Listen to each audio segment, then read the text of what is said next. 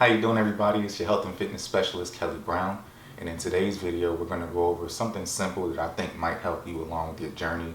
The topic of today's video is how to work out for symmetry. Let me tell you what's going on with my body, just because I know a couple of you guys are keeping up with the journey, and I really want you to keep up with the journey. That way you can see for yourself how I'm going through the process, and hopefully you're following along, going through your own process as well. So the first thing is, last week I started off, this past week that just passed, because today's Saturday, so the previous 6 to 7 days, I had been working out consistently, right? So I go on my back porch and I've been doing the exercises that I was telling you guys that I came up with that are within the parameters of what I have access to. And so I've been working out, I've been finding myself getting sore. I did my legs on Monday, I think, and I had to switch up the workout a little bit. I'm seeing now that once I kind of got acclimated back into getting back in the gym, I had to kind of move some things around because certain parts of my body don't recover as fast as other parts. And so it didn't make sense to work out a muscle while it was still sore. You know what I mean? So I was trying to give it a chance to fully recover, and then I would go back around into working it out. So I did everything that I normally was going to do, but I rearranged some of the stuff. When I worked out on Monday and I did my legs, I did my quads, my hamstrings, and my calves. But my hamstrings didn't get sore. My calves got sore and my quads got sore, but my hamstrings didn't get sore. And I also did my abs that day too. And I did my obliques, and my abs ended up not getting sore also. So what I did was I followed up another time during the week and I did my hamstrings again on my second leg day. And that was the benefit that I was looking for. I was trying to figure out how I could have a second day to clean up muscles that weren't sore, or I didn't really work as effectively the first time around. So that really worked out, and I like how I'm doing the system now. So technically I'm doing like 6 days, 5-6 days, and I'm taking off. I don't think I'm gonna work out today, so maybe 5 days should suffice. Maybe 6, it just depends on what I'm feeling. So I might end up working out again today if I'm in the mood to, but today would be my 6th day, or I'll just take off on the weekends. But I'm still just putting my plan together. My body weight was fluctuating a little bit from 185 to 189 and a half. So I was going up and down. This morning I woke up, used the bathroom. I haven't eaten anything yet, and I was back down to 180, 86 or something like that. So not much in the way of putting on weight, but I can tell now that my physique is kind of starting to take form again. It's not taking form in a way of, oh, it's growing, but it's taking form in a way of, okay, we remember how to work out now. Now let's make sure that let's start the process from here. So I think I'm back acclimated again. And now the plan is just to continue going forward and to try and get in my meals, because the hardest thing for me is to eat. Like I even changed my schedule around to waking up at 5 a.m. because, like I told you guys before, I'm starting to do Forex now. And when the US markets open, they open up at 8 a.m. Eastern, which is the East Coast, but I'm 3 hours behind, so I got to get up at 5 a.m. just to catch up. So, it's by default, it's like, that's a successful thing to do, or, people that say, you want to be successful, you got to get up at 5 a.m. I mean, at this point, whatever, I'm here now, I don't have nothing else to do, so I might as well wake up and get up. It's not like I'm going anywhere anyway, so that's been happening, but I still find it hard to catch up with my meals, because I'll sit down and then I'll be up early in the morning, but I'll still be tired. Like I'll still be awake, but I can't eat when I first get up. You know what I mean? So that's the hard part. So I'm just trying to get my body accustomed to start wanting to be hungry more, and to to want to take in the food rather than me trying to force feed myself. And then, I take digestive enzymes anyway, so then the food just comes right back out of me. So, but I think I'm getting better. I'll show you guys my body in a second. Okay, so this is all it is right here. This is pretty much the same situation. If you can tell, I'm kind of putting on a little bit of roundness, but nothing major. So, and it's only been my second week, so I'm not expecting much to come from it. You know what I mean? My arms are still kind of there. My chest is there. I'm still working on my vacuum.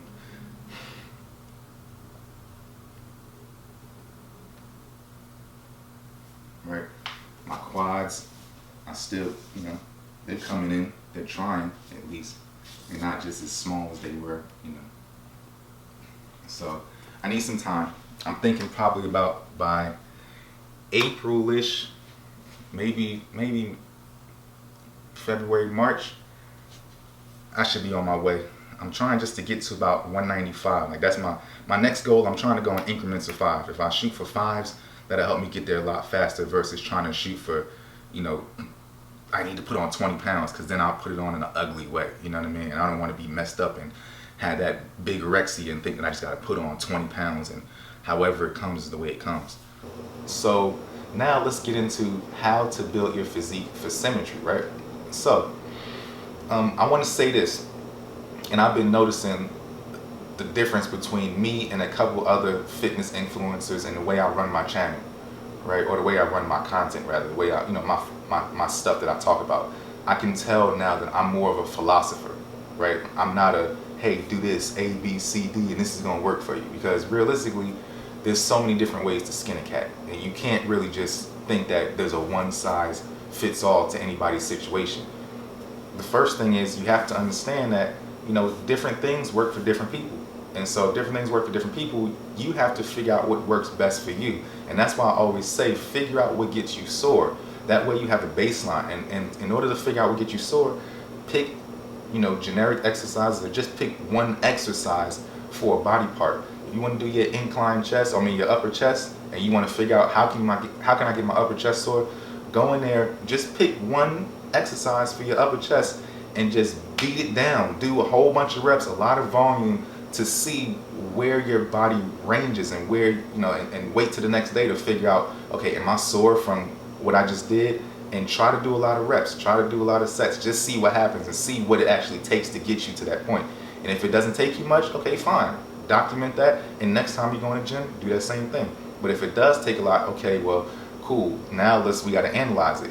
Was it the exercise that didn't get me sore? Like I did my hamstrings on Monday and I did stiff leg deadlifts, but I used 25-pound dumbbells, right? Because the first time 25-pound dumbbells got me sore. Second time they didn't get me sore.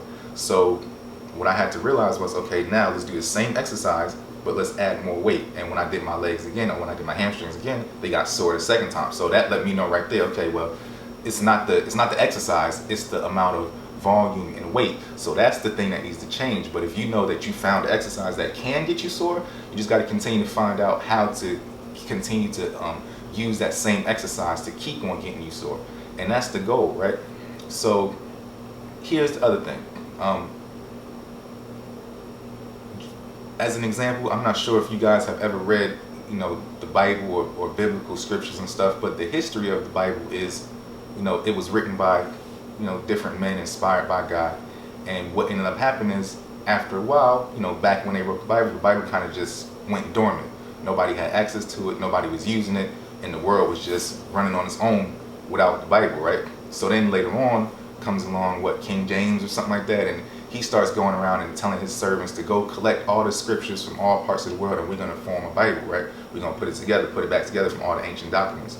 So they do that.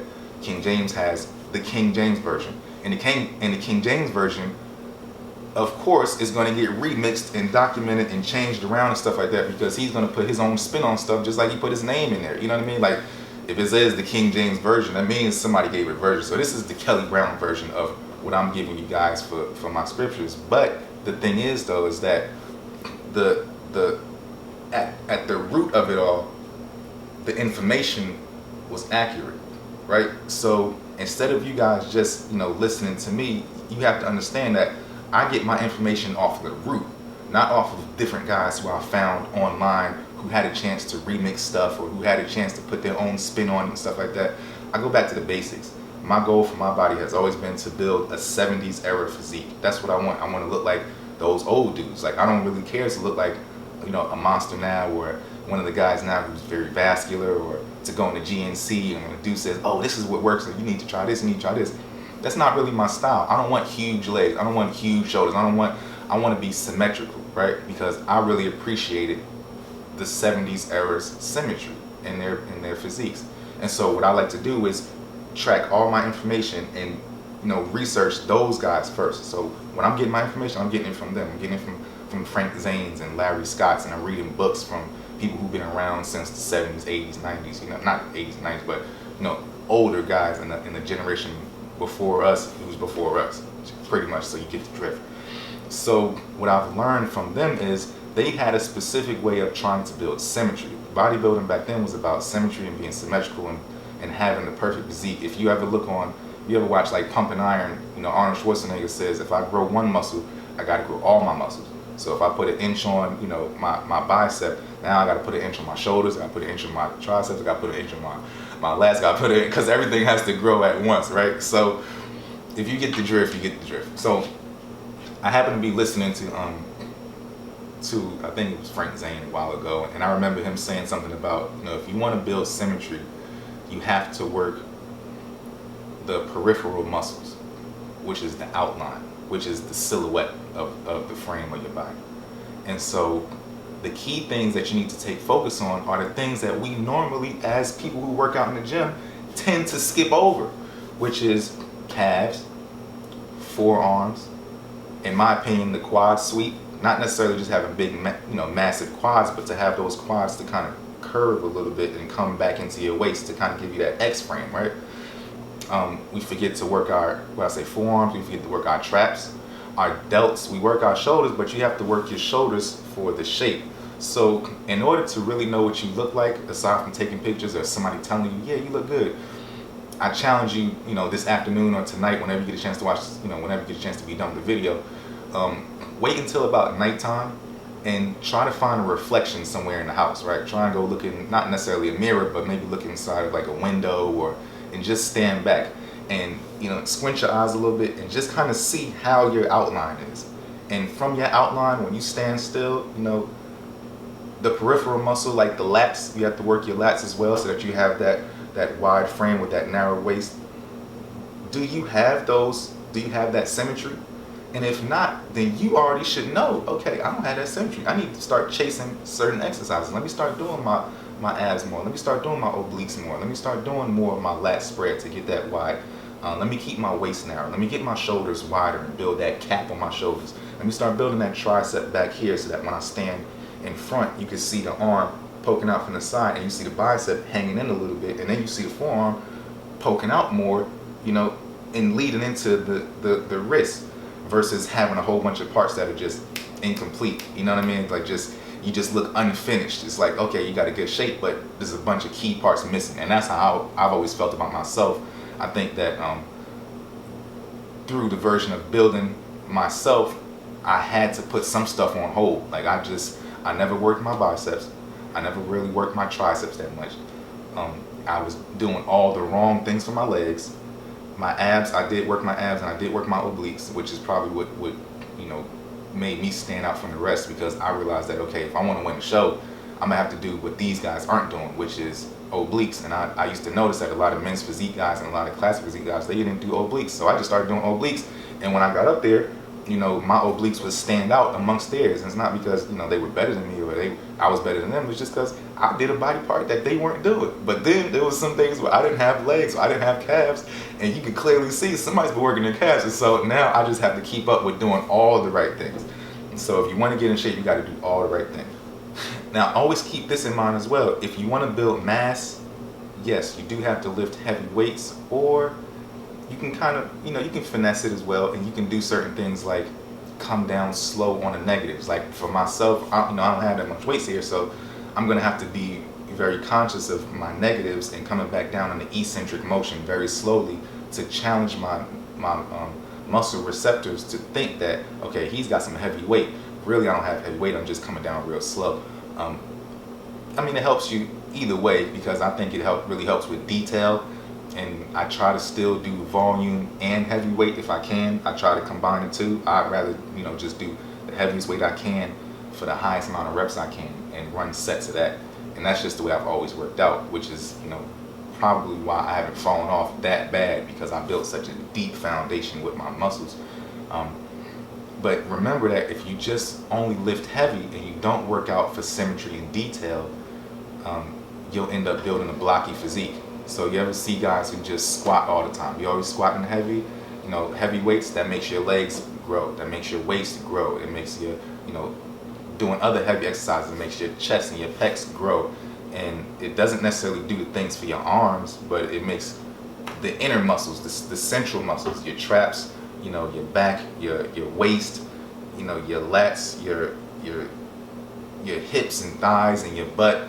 You ever notice that if you squat a certain amount of times, like it seems like your butt is getting bigger but your legs aren't getting bigger? You know, sometimes you don't necessarily need all that. So, you know, slow off on the heavy weights all the time and just start trying to focus on how can I build the best symmetry. Go look at yourself, you know, in a reflection, see how your outline looks and say, okay, you know, ding, these are some of the key body parts I need to start focusing on.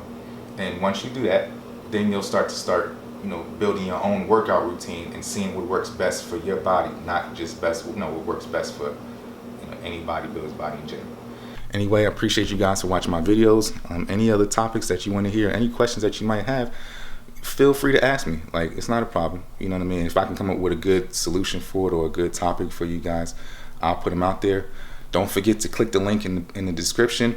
Check out all the supplements that I've been taking. I'm going to make a video on that next, and then we're going to go over, you know, supplements and supplement sequence as well as timing too. So we need to know what time to eat the supplements, what time to take them, you know, what you need to combine them with so that they work efficiently, certain things to take at night versus taking in the morning. So we got to go over all the supplement stuff next.